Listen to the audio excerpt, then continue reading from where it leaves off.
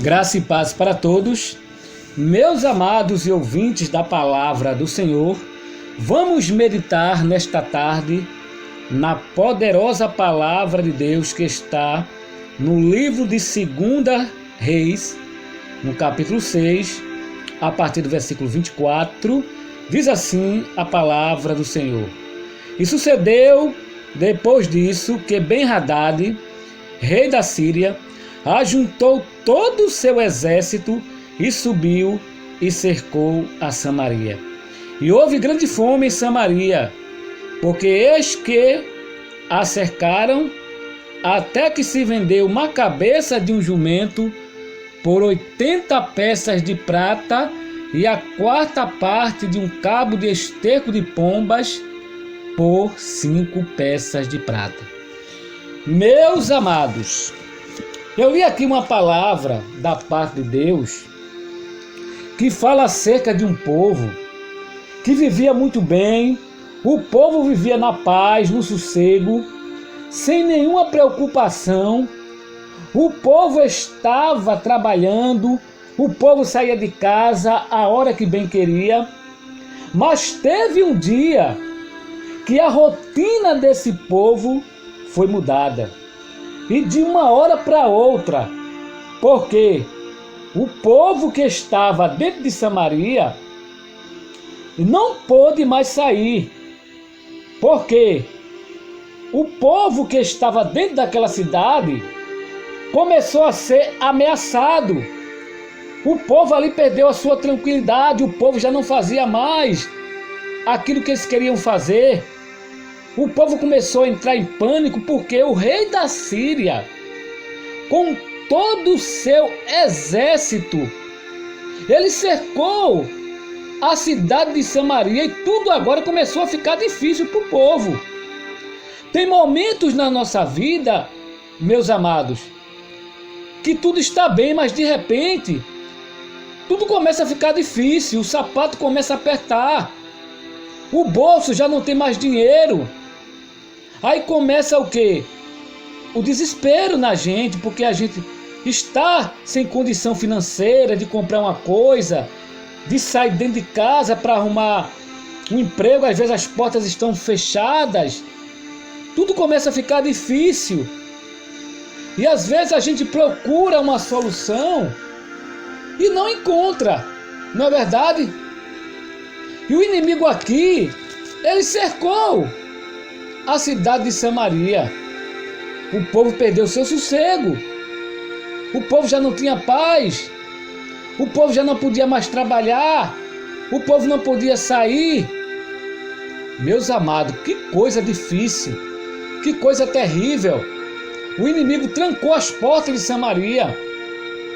E eles estavam ali fora, esperando uma oportunidade para que aquele povo ali padecesse de fome e necessidade, para que eles pudessem entrar e acabar com tudo que tinha ali e saquear tudo aquilo que era do povo. Em momentos como esse, meus amados, muitos servos de Deus já passaram, porque o inimigo, quando ele quer entrar na vida de uma pessoa, a primeira coisa que ele faz é fechar as portas daquela pessoa, para que aquela pessoa não tenha nenhuma reação. Quando eu falo fechar as portas, eu estou dizendo é paralisar a pessoa, é deixar a pessoa sem ação, é deixar a pessoa sem atitude. Quem não se lembra, meus amados, de Daniel? Daniel, depois que o rei constituiu ele como um dos príncipes ali do seu reinado, os inimigos de Daniel começaram a se levantar com Daniel para fechar as portas para Daniel, para deixar Daniel sem ação, para deixar Daniel sem atitude. Então, aqueles homens chegaram para o rei e pediram ao rei para que o rei fizesse um decreto para que ninguém orasse num prazo de 30 dias a outro Deus, a não ser o Deus do rei, porque ele sabia que Daniel orava. Então, o que foi que eles fizeram? pediram esse decreto ao rei, o rei assinou aquele decreto, selou com seu anel, e os inimigos de Daniel, sabendo que Daniel era homem de oração, eles foram lá para pegar Daniel orando, para depois entregar Daniel e fechar as portas para Daniel. E quando eles viram Daniel orando, foram até diante do rei, disseram que, ó rei, o senhor não fez um decreto que nenhum podia orar a outro Deus a não ser o Deus do rei?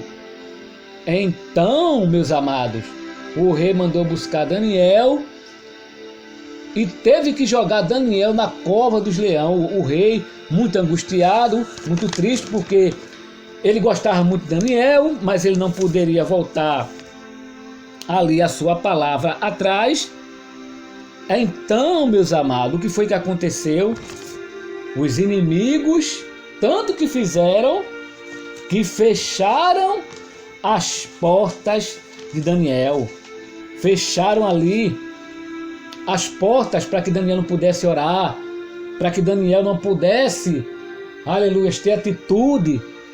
Mas nós sabemos, meus amados, que Deus entrou em ação, viu ali inocência em Daniel e o inimigo caiu por terra. E voltando aqui para o texto, olha só como o povo de Samaria estava.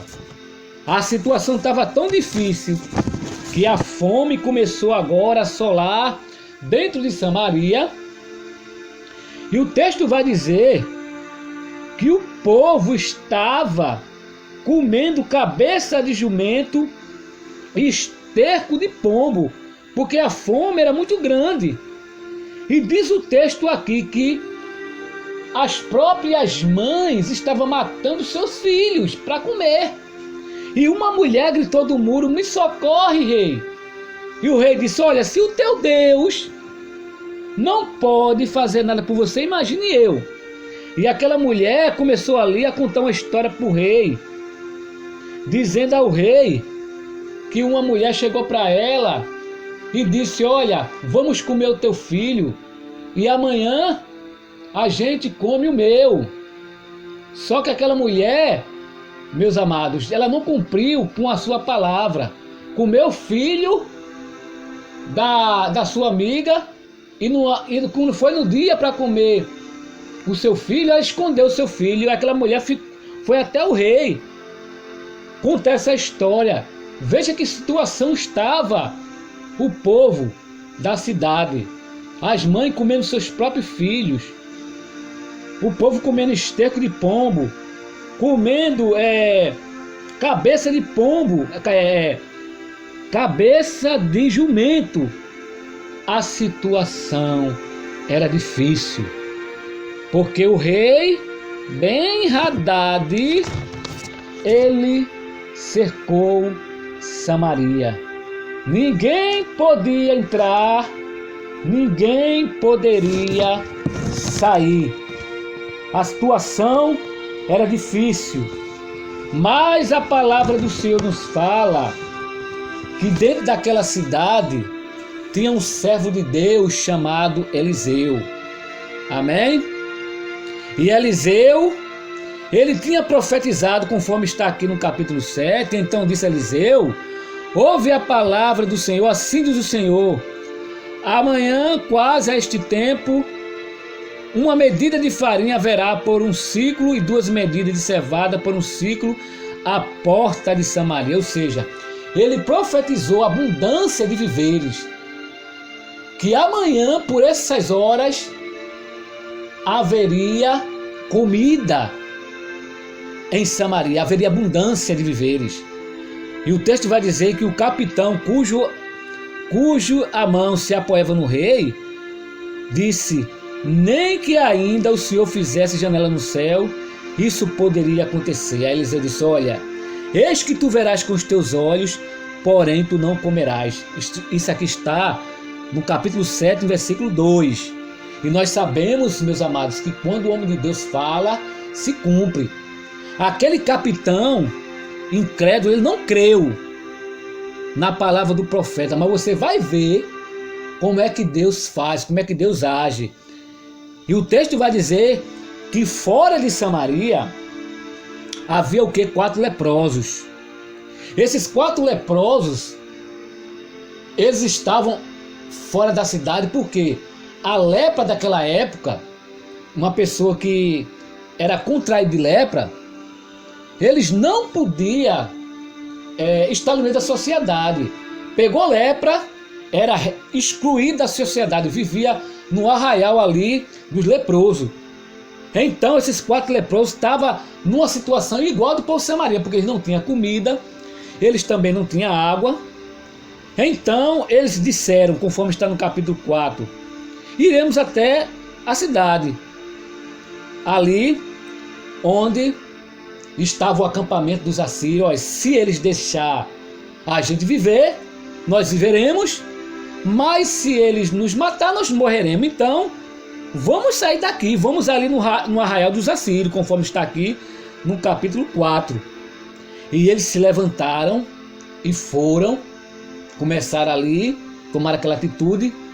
E diz a palavra de Deus que o Senhor, quando aqueles 4 homens tomou aquela atitude de sair dali onde eles estavam e ir até o acampamento dos assírios, Deus fez com que aquelas pisadas daqueles 4 leprosos se tornasse ali num grande exército. Então Deus fez um ruído.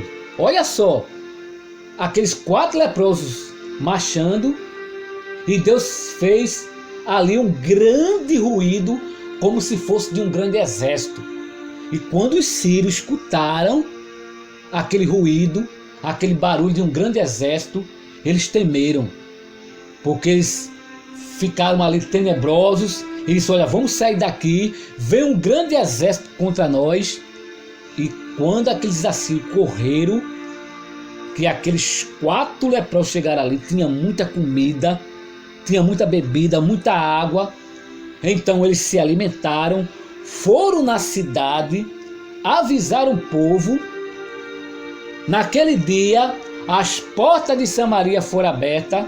Aquele capitão que não creu na palavra de Deus, na hora que o profeta Eliseu tinha profetizado, o povo pisoteou aquele capitão morreu, a palavra de Deus se cumpriu e houve abundância de pão, de comida, houve água para o povo tomar. Deus é grande, meus amados. Deus usou aquele profeta ali, cheio do poder de Deus, cheio da graça de Deus, para profetizar, para libertar aquele povo que estava aflito, aquele povo que estava ali morrendo naquela cidade. E o inimigo mais uma vez caiu por terra. E uma das coisas que eu aprendo aqui com esta palavra é que sempre haverá um sinal de Deus quando o povo achar que tudo está perdido. Quando o inimigo achar que ele vai prevalecer, aí Deus entra em cena. Deus entra em cena, faz um mover, como ele fez aqui com o povo de Samaria. Amém, meus amados? Nós sabemos que este sinal de Deus não foi só aqui nesse texto, não. O sinal de Deus, lá no capítulo 16 do livro de Atos dos Apóstolos, também Deus fez ali um grande ruído. Deus deu um sinal a 2 homens de Deus, chamados Paulo e Silas, que estavam presos naquela prisão. E Deus ali também usou um ruído. À meia-noite Deus fez ali surgir ali aquele grande terremoto. Olha aí o ruído de Deus mais uma vez aqui. Amém? E Paulo e Silas também se livrou daquela prisão através daquele ruído de Deus. O ruído de Deus também apareceu em Êxodo capítulo 14, quando os filhos de Israel chegaram ali diante do Mar Vermelho. Faraó vinha atrás do povo com sede de vingança. E a Bíblia vai dizer que Deus mandou que Moisés com a sua vara tocasse nas águas. E houve um grande ruído. Qual foi o ruído? Foi aquelas águas ali, meus amados, separando ali, fazendo ali naquele mar uma travessia. O ruído das ondas. Amém? Abriu ali aquele caminho para que o povo de Deus passasse a pé enxuto. Dê glória a Deus por essa palavra. Quando você pensar que é o fim, que não tem mais solução, Deus sempre vai chegar com um sinal. Deus vai chegar com ruído. E este ruído é o ruído de vitória. Amém, irmãos? Dê glória a Deus por essa palavra. Então, meus amados, eu não vou mais adiante. A palavra de Deus nesta tarde, ela foi pregada para o meu e para o teu coração. Receba esta palavra. Amém? Que esta palavra fique no teu coração, você possa meditar aqui nesse texto, onde eu li aqui no capítulo 6, no versículo 24. E esta passagem também, ela também está no capítulo 7 do livro de 2 de Reis. Amém?